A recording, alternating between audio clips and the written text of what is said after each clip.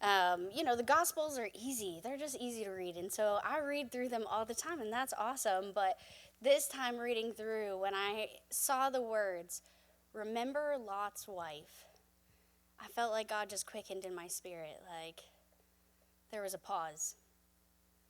And I thought, God, why did you say to remember Lot's wife? You could have said, remember Abraham, my faithful servant. Or remember Moses and all the crazy things that he walked through. Yeah. And yet, it was Lot's wife. And so, I had to go back to read a little bit about Lot's wife. If you guys haven't read that story, it's really intense. Yeah, who's Lot? That's not a normal name from the Bible at all. I'm glad my mom didn't name me Lot. There's like over 5,000 names in the Bible. God chose Lot's wife, who doesn't get a name.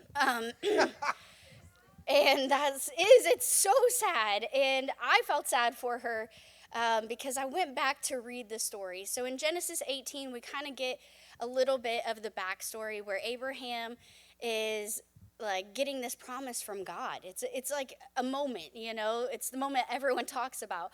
But the end of the chapter, God's like, I'm not going to hold this information from you. Sodom and Gomorrah, I'm going to take them out.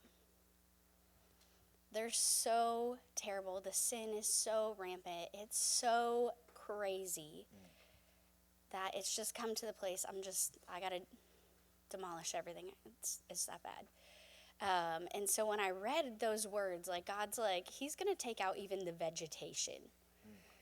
I paused because I thought, man, that would be so hard to hear because he's telling Abraham, who doesn't live in Sodom and Gomorrah, but his nephew does. And so Abraham, like most of us, when you talk to God and God says something to you that you don't like, is like, but wait, can we talk about this, right? Abraham questions it, and he's like, okay, but what if there is 50? And God's like, if there was 50 righteous, okay, I won't do it. And he barters with him down to 5. And I think that is so insane because basically he's saying in all of Sodom and Gomorrah, he can't find 5 who are righteous. And so he's like, I'm gonna go ahead, but I'll preserve your nephew's life. I'll send the angels ahead, right? So the angels go in to this insane place, right? And they're being attacked even on the way in. And basically in chapter 19, we find Lot and his wife and his children who are living in this, and the angels come and they're like, we got to get you out of here. God is going to just destroy everything. And Lot is so used to the sin that's around him that he says, but can I make you dinner first?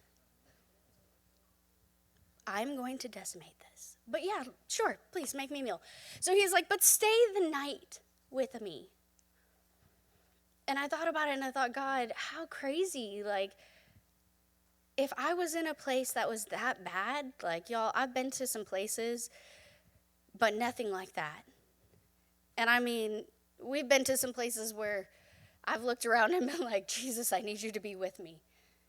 Because this is so crazy. Though, like what was happening in Sodom and Gomorrah. Nothing that could even touch it. This is not a story like, I encourage you to read the story because it's one thing to, they were doing bad stuff. But when you read what they were doing, don't read it to the kids before bedtime.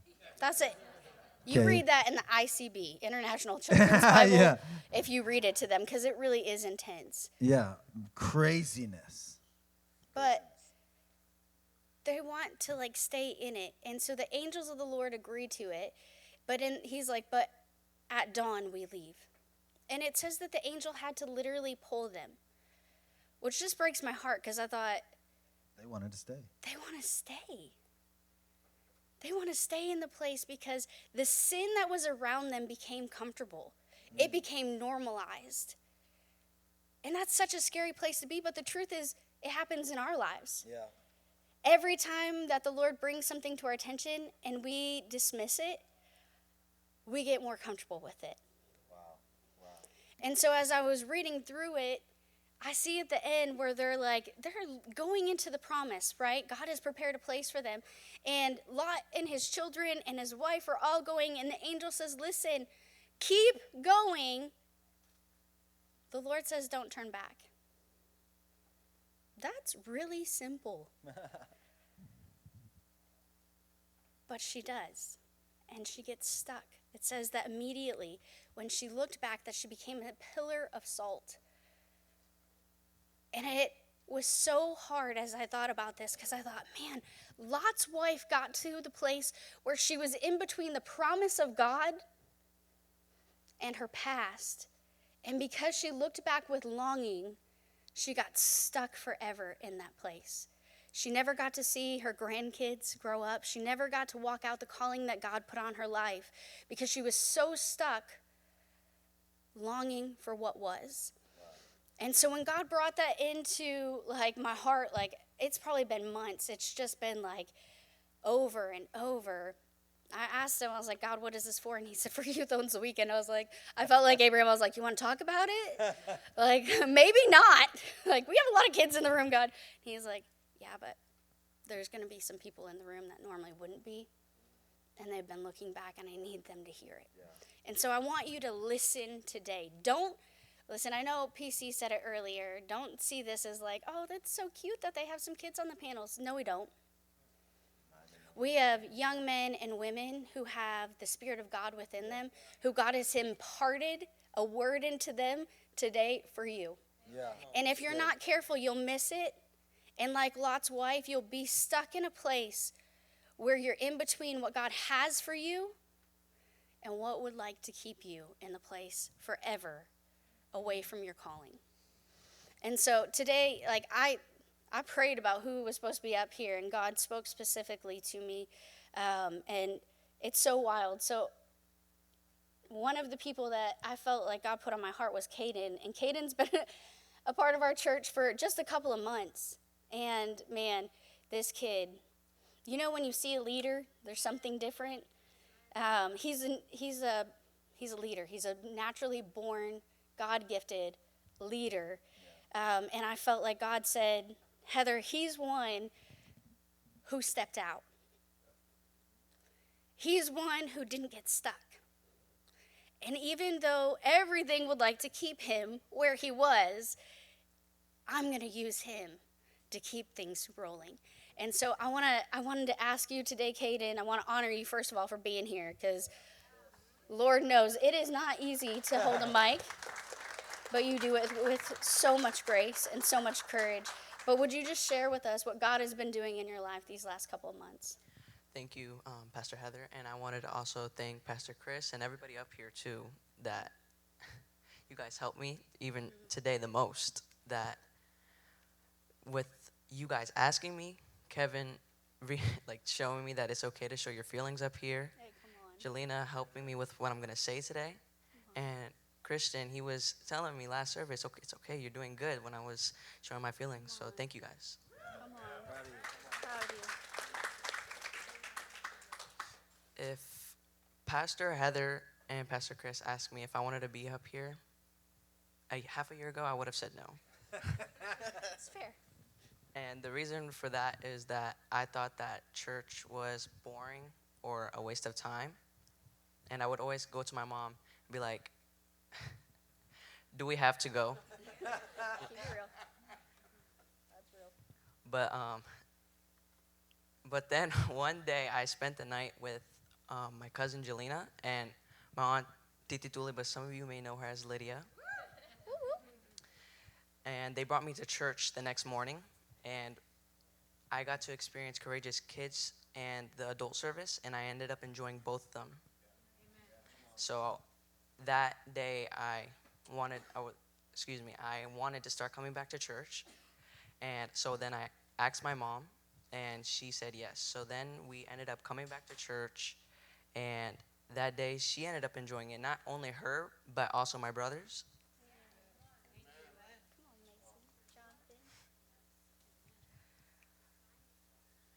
And that was just the beginning of my relationship with God. Me, my mom, and my brothers made it a priority to come to church, not only on some Sundays, but all Sundays. Reading Haggai 1 helped me realize something important. We are called to build God's house and his kingdom. It says in Haggai 1:5, how that excuse me. Now this is what the Lord Almighty says: give careful thought to your ways. I'm no longer focusing on myself or and what I used to think about church, but instead, like I said, building my relationship with God and helping build his kingdom by spreading his goodness and love. Looking farther into Haggai 1, 8 through 9 says, "So up into the mountains and bring down timber and build my house, so that I may pleasure in it and be honored, says the Lord. You expected much, but see, it turned out to be little. What you brought home, I blew away. Why? Declares the Lord Almighty. Because of my house, which remains a ruin, while each of you is busy with your own house." When my cousin brought me to church, not only did it help with my relationship with God, it helped with my confidence in Jesus. Like I said earlier, half a year ago, I wouldn't see myself prioritizing God or church the way I do now. God has brought me from a place where I didn't want to attend or come to church or, excuse me, or God the way I do now. God has brought me from a place where, excuse me, God has called us to build his kingdom, and that's what I'm learning and trying to do. For example, I invited my grandparents, and during those months, I have started to see a change in my mom and the rest of my family. God has brought me out of thinking that church is boring and a waste of time, and I'm glad he did. If he hadn't, I don't know who I'd be today. So I wanted to encourage you guys to never look back and stay stuck, because if God can help me and bring me out of the way I used to think to now, then let's focus on the good things ahead and build God's kingdom. Come on. Good. Come on. There's so much worth in that. Like, Yeah. the weight of it is so good. Yeah, so proud of you. You're a great man of God. Come on. I love it. It's so wild. You know, when God does something, he always has the beginning and the end, right? And everything in between. And so when I asked him, like, who's going to speak, he gave me the names and I talked to them. But I don't tell them what to say. I just tell them this is what we're going to talk about.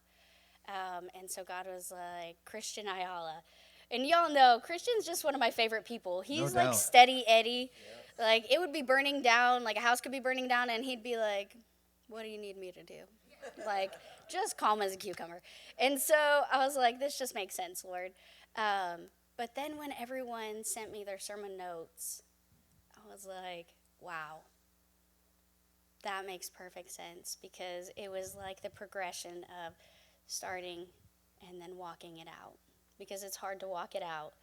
How many of you know when you first meet Jesus, it's so exciting? Like, you're like, I just love Jesus. It's so good. I got to tell everyone. And if we're not careful, then when the past calls, we're like, maybe I should answer that, right? So when he sent me his sermon notes, I was like, Christian, this is a word in season for every person in the room about not just allowing the past to call and pick up, right?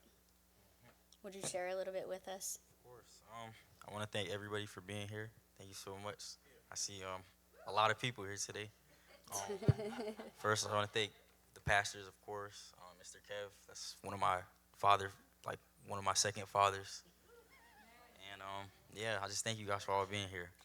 But what I want to emphasize more is that sometimes looking back isn't just about places. It's about relationships and environments too. You know, sometimes God intervenes in our life to not look at the past and look more in the future and embrace it. And if God removes you from certain situations, sometimes you have to realize that he did it for a reason. And you can't let loneliness pull you back into what God has called you to do. And you can't call it the good old days if it was hindering what God had for you too. Wow. Lot's wife, she wasn't attached to her past because, hold on, let me go over it real quick. My bad. You're doing great, Christian. Yeah, second service. Lot's wife, she didn't her future. She couldn't go to her future because she kept looking back, and that reminds me of myself. It started to make me feel like Lot's wife a little bit. Um, you know, I grew up with all my friends. I had great relationships with all my friends, and sometimes that was like it was leading me astray from my faith. I can't even lie. And um, yeah, um, it wasn't benefiting my spiritual growth, and I had to create boundaries and distance. So what I did mostly was, there were some days where I had to sit by myself because it would make me think about all my old habits. It started replacing. I had to start replacing my old habits with new habits, and it ended up with me sitting alone at lunch for a little while. Not gonna lie, and I was reminiscing about my old friends and what we always used to do. And sometimes I would walk past them, that would even hurt me more. It was a little heartfelt, but it made me realize that chasing people to escape loneliness may protect your comfort, but it can interfere with your calling. I'll say it again this time. Chasing people to escape your comfort may interfere with your calling. Oh, my bad. All right. Loneliness isn't always something to be escaped. It's evidence that you're evolving as you create distance. Every quiet season isn't empty. Some seasons you're building yourself up. You can't go back because it seems familiar. Go forward because you know you're chosen. And a lot of you today, I know some people, you know, you can feel the Holy Spirit. Whenever you try to make those changes, you start feeling the Holy Spirit in you. And, you know, you start feeling God pulling you from certain circles, and you have to remember to not turn back emotionally. And yeah, that's what I have for today. I love that, Christian. Yeah, come on. That's hard as an adult. Yeah. Like, Yeah. So you mentioned you were feeling lonely in seasons. So how did you deal with that versus the draw to like I'm just going back? Yeah, for me, I think, obviously walking past them that hurt the most, but it helped me realize that if I'm gonna be, I can't just chase that. It was leading me away from my faith. It wasn't benefiting me oh, come anywhere. on. So yeah, I had to find new habits, and it actually helped me a lot because I was more locked in with the Bible and my faith, and it was helping me grow. But sometimes, honestly, I still feel like lost wife, like where I'm tending I can't even lie. Sometimes I'm still hanging out with some of them, but I'm trying my best to still create distance. But it's still hard for me, in my opinion, Yeah, which is why I feel like I relate mostly to lost wife. yeah, I think that's real on every level, no matter how old you are. Um, when we moved here, we, God had to like literally give me a vision, which is wild in itself. But I remember going to different people and we would tell them, like, we're going to leave Tulsa and we're going to move to Orlando to help Jesus, okay? Like, God has called us, we're going to help start a church. And we had so much pushback. Like, I had family members curse me out. And I will never forget the pain of that is so real. But I went home. And as a teenager in high school, you have to face that every day. You get to look in their faces. And so I'm so proud of you for choosing your calling over comfort and for being such a light to so many. That's huge in itself, I think, at any age. And I think you've kind of been in some of those places too, Kevin, where it's been the call to say, like, hey, still here. Remember me? Do you want to come back? Um, right? Like, No, yes, 100%. I mean, I don't, do you want to lean in on that? Like, Yeah. So when looking back at the good old days, right? Looking back at past friendships, past habits, it can be really deceiving because God brings you out of so much that when we continually look back and like reminisce in those like good old days, um, it can really stop and interfere with God's calling for your life, right? Because then you start going back to old habits. That's which is then stopping from what God is calling you for. And me, like when I look at the good old days, my good old days weren't really good old days. So, but I can look at it and say, man, what a time! I had so much freedom. I can do whatever I wanted to do. I didn't have any true accountability. And when I say accountability, I mean accountability in God's eyes, right? Because I wasn't following God. So that's a different level of accountability, right? Like some of us would know. Right? And everything on the outside was fine. Everything looked fine. I seemed happy. I was, whenever anybody asked me, hey, how you doing? I'm okay. Yeah, I'm okay. I'm good. But that was really a mask. That was a cloak, a facade of just something covering the shame, the resentment I had, the sadness, pain. Um, and resentment was a huge one for me. Um, I would harbor a lot of offense for people and just general dislike. Especially if they, I'm being honest, especially if they did something wrong to me or I felt like it was something wrong to me or they hurt me, right? I would almost like hold on to that hurt, not forgive them, and then that hurt was now a part of me, so that's who I am now. Um, right? And in the process of that, it was hardening my heart, and I wasn't even realizing it was hardening my heart. Um, and right, and then just kind of leads to pain. I had a lot of pain from resentment I had towards people, and then just things I saw growing up. I didn't grow up in a healthy in a home where I saw a healthy marriage. So excuse me, I saw a lot of there was always a lot of constant anger, a lot of bickering, a lot of fighting in the home growing up. So from a very young age, I just turned to substances to give me temporary peace, and I put temporary and peace in quotations because it's not really peace, and it's temporary because it goes away once the substance wears off, right? Um, it's like putting a band-aid over a cut that requires stitches, right? That pain and that cut is never gonna fully heal, right? Because the stitch is Jesus. He's the one that's gonna really close that wound up for you and help you move past it and heal that. Um, so just as time went on, just started using more and more substances until I became what I call a functioning. I was in functioning addiction, right? Because I can hold a job.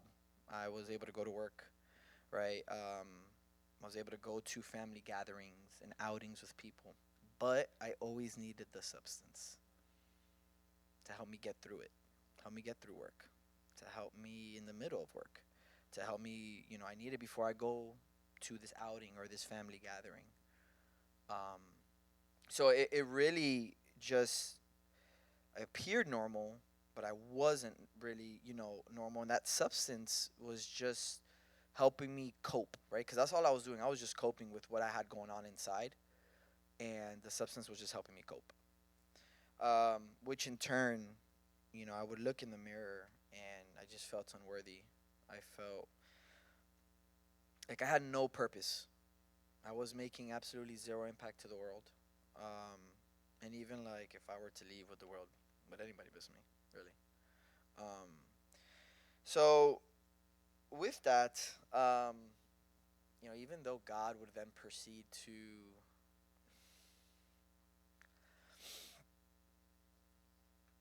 um, bless me with an amazing wife with so much patience, who just never stopped praying for me. So, you wives out there, never stop praying for your husband. I'll even put it on the husbands. If you're the one bringing your wife to church, never stop praying for your wife. You have no idea what the power of prayer does to people's lives. And right, and God would bless me with two beautiful girls. I still didn't feel worthy of it. I still didn't feel like I deserved the blessing of a life that I had, that other people would see and be like, "Wow, I wish I had that." I still never felt worthy of it all, right?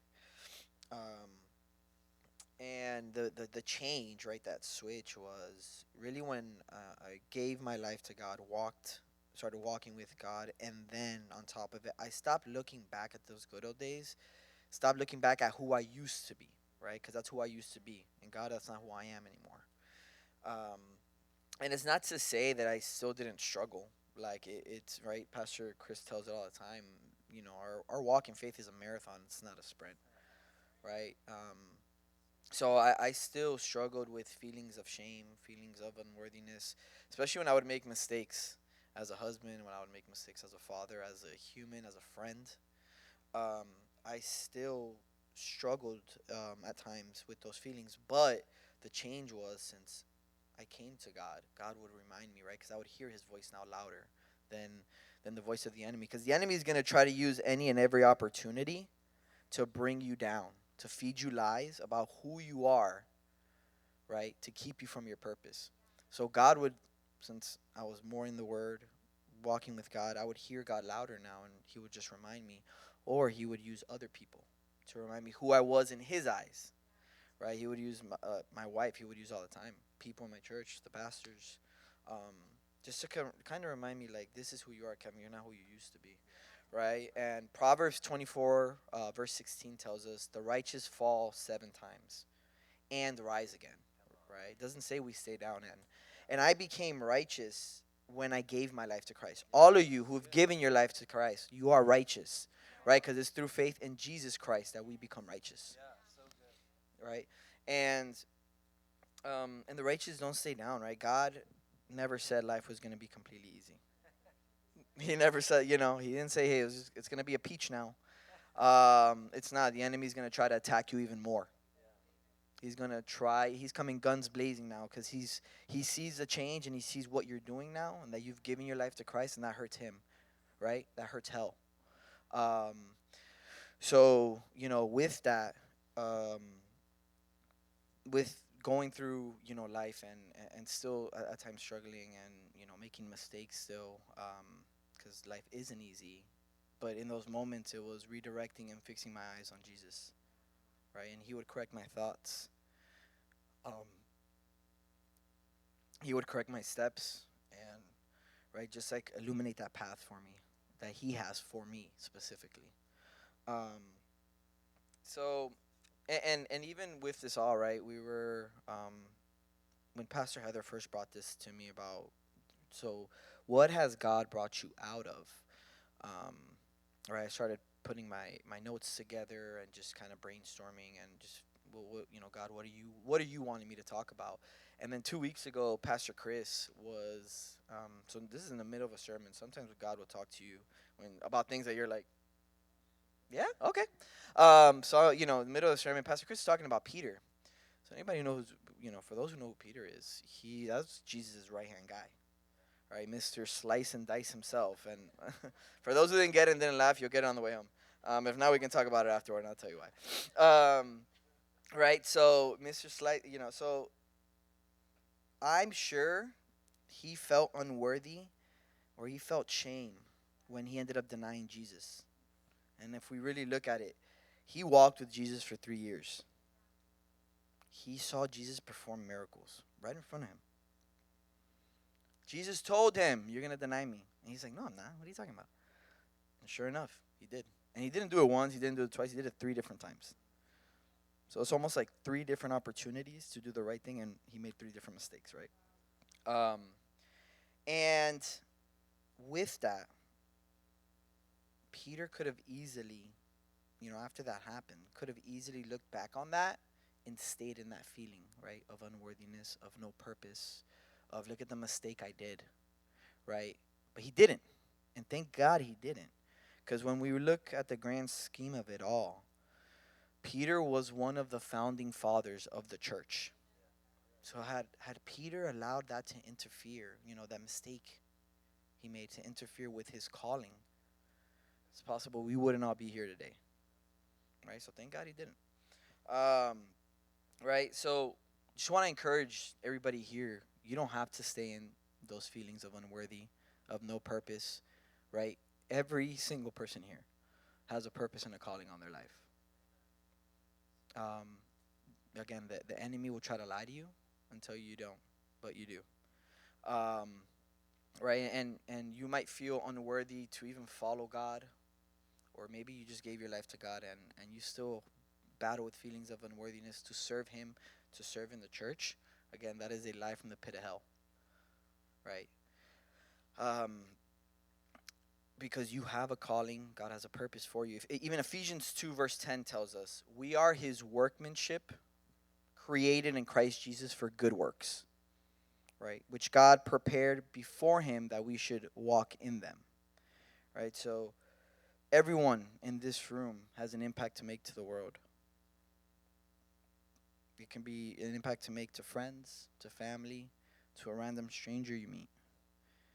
We just all have to make a choice to answer God's calling and walk in it, right? And who you used to be will be just that, who you used to be, right? Because we're all new creations in Jesus. So I just kind of, yeah, my biggest thing is wanting to encourage people. Don't stay in those feelings of no purpose, because you have a purpose and you have a calling that God wants you to walk in. Yeah, come on, that's so good, Kevin. It's crazy to me. For those who don't know Kevin really well, um, You should. you should. Yeah, he's amazing. 2020 Kevin. I say this is Kevin 2.0 because 2020 Kevin was so not approachable. I remember like he would dart in and dart out, and that was when I saw him once Walking every in like and running out. 8 months, and I was like, "Oh, hey, it's Val's husband." I don't even know that I knew his name for a while because it was so just. It's just a different person, and now I see you, and I'm so grateful that you have taken the steps to follow the call of God on your life, to be the husband and the father that you are, and the father, spiritual father in this house, and the mentor to so many. I've seen the impact that your life has made, and I'm so grateful to God that He's patient and that He met you exactly where you needed Him to meet you. And I love what He's doing in your life now. The Kevin that you are, the Kevin that He's created you to be. And nothing's wasted, right? God doesn't waste anything. And so I love that everything that you have walked through is helping others to bring them to freedom. And I think that's huge. As we were talking, and Jelena sent me your notes, and I was like, wow, full circle moment. Jesus is like, Luke 17. And then she's like, so I'm going to talk about Luke 17. And I was like, this is a totally different place. But God has been doing something in your life. I'm not going to cry. It's going to be fine. We met Jelena when she was 11. She was just a kid, and she was so shy. And I remember watching her just climb ladders and help us to tear down signs with Danny, holding the ladder because he would be cheering her on, but I think he was secretly a little scared that she was going to be too daring and maybe fall. But I love what he has done through your life from that point. She's going to be 19 this year. In 8 years, the work that God has done in your life has been so incredible. There's something special about the Ruiz. If you don't know the Ruiz, you need to know the Ruiz. Danny said, they're a village. And I said, yeah, that's right. It's a village that you need to know. Because these are some of the strongest women that I've ever met in my life. Jelena being one of them. She is a pillar of strength. She's like a well of wisdom, where for an 18, almost 19-year-old, it is incredible to see how God has anointed you and the things that He's doing in your life. But when I asked you, you were like, yes, it's going to be great. But then you talked to the Lord, and He brought you to this place without, like, I don't tell them what to say. So I was like, okay, Jesus, that's just crazy cool. But do you want to lean in on it? Yeah. So a little backstory before I get too far deep in. Have you guys ever caught yourself saying, I wish I was young again, or I wish I was young because I had the freedom, or I wish I was free, I had more freedom? You know, like, have you ever caught yourself saying that? Raise your hand, because I know I have. My kids usually interact with my questions, so just raise your hand if you can. But anyway, so for me, talking about the good old days, for me, that was when I used to live in we used to live in this big house with my whole family. So it was like my cousins, I don't know because I'm the oldest, but my uncles, my grandparents, just my whole family. We lived together, and that was for me. That was one of the best times. And when I say the good old days, that's what I think about, because we were all together. And now it was kind of chaotic. I enjoyed it, but some might say otherwise. My family, they might not like that, but I enjoyed it anyway. So to me, that was my good old days. But like, honestly, thinking back, was it really the good old days? Because, yes, I was around family, but my relationship with God wasn't the way it is now. And God's always around, but we weren't actually in his word or in his calling, for our lives. And so I just want to start by saying and reading to you guys 2 Corinthians 3:17, which says, "Now the Lord is the Spirit, and where the Spirit of the Lord is, there is freedom." So even though Jesus was there, we weren't fully free from it if we didn't have the Spirit of the Lord entirely in our hearts. And so I just want to remind you guys, if you ever catch yourself saying like the good old days, don't make it sound like, oh, I wish I was young again because I don't have to worry about my job or my kids, which I'm sure you guys love your kids, but sometimes they might get on your nerve. It's okay. I know sometimes I can be sarcastic, but it's okay. But be thankful for what God is doing and what God's continuing to do, because where he is, there's freedom. And so when I was first thinking about what I wanted to share for Youth Owns the Weekend, a little backstory is I'm going on my first mission trip in May, which I'm so excited for. Yeah. And so I had a training day, and I was just spending time in prayer and worship, and one of the leaders shared Luke 17, but as I was spending time in worship and prayer, I was just asking God, can you just guide me? You don't have to give me the everything. I mean, I would like that, but just give me something, because not only do I want to share with you guys a word, but I want to be used by him and empower you guys to continue to grow in him for yourself as well. And so Luke 17, verses 12 to 13, let me just give you guys this. Luke 17 talks about Jesus healing 10 men with leprosy. So it says, as he was going to a village, 10 men who had leprosy met him. They stood at a distance and called out in a loud voice, "Jesus, Master, have pity on us." Sometimes that's us. We are crying out to Jesus in the darkest times, in the hardest moments, which that's okay. You should be crying out to Jesus. That's something I want to do. But let's also look beyond that, right? Let's not just only stay and cry out to the Lord when we need help, but let's be thankful for and cry out to him when we're celebrating the moments that he has helped us through and come from. And so reading further, Luke 17 verses 15 to 19 says, one of them, when he saw was healed, came back praising God in a loud voice. Not a quiet one, a loud one. So he threw himself at Jesus' feet, thanked him. He was a Samaritan. Jesus then asked, were not all 10 cleansed? Where are the other 9? Where are they? And so, has no one returned to give praise to God except for this foreigner? Then he said to him, rise and go. Rise and go, your faith has made you well. Can we just highlight that part right there? Rise and go, your faith has made you well. He doesn't say sit here, stay worshiping me, I just love this. No. Rise and go, your faith has made you well. You're made for more, go more, create disciples, build his kingdom, don't just stay stuck in the past or the good old days. And so that also made me think sometimes we look back in the good old days, but we miss what God is doing right now. So we remember what he did before, but forget to thank him for what he's doing today. And so I don't want to be the 9 that walked away just healed but unchanged. I want to be the one that came back, and I want to continue to rise and go, right? And yes, we say rise and go, and sometimes we have to learn God for ourselves, but don't just take it all, but rise and go and create more disciples, create God's kingdom, And honestly, that's what we should be doing. Like I said, not staying stuck in the past, but going forward for what God has for us. And so, like they mentioned a little bit before, I used to be shy. When I went new places, I was hiding behind my mom. I don't want to say hi to anyone. I can just do what I need to, and that's it. That's it. I don't need to do any more. But I didn't really want to talk to anyone. Not because I didn't like them. I just didn't find myself wanting to talk. And so there was a time where I never imagined standing on this stage, especially for a third time now, sharing God's good news and his love and his power, And so, like I said, me being here today, and especially with my cousin, it's something not many can say, and I'm so thankful for what God's doing. Because if I was looking back to the good old days, while he was learning how to learn his numbers, I was learning how to add them. We were not on the same level. But now we're both learning and growing in God's kingdom together, And so, like I said, there was a time where I was just attending church. But now I'm serving. I'm doing more than just that. And I want to create, I want to encourage not only my cousins, but the younger ones, the little ones, to continue to go. Because no matter what age you are, whether you're 15, 3, even 3, I don't know you guys, some of you see Zion. He's so little, and he's always, praying, and I just love it. But it's no matter what age you are, you can still grow in God's kingdom and be a part of his kingdom and his calling. And so like I said earlier, for me, the good old days was when I think about is when I would grew up in my house with my whole family. Like, that was the good old days for me.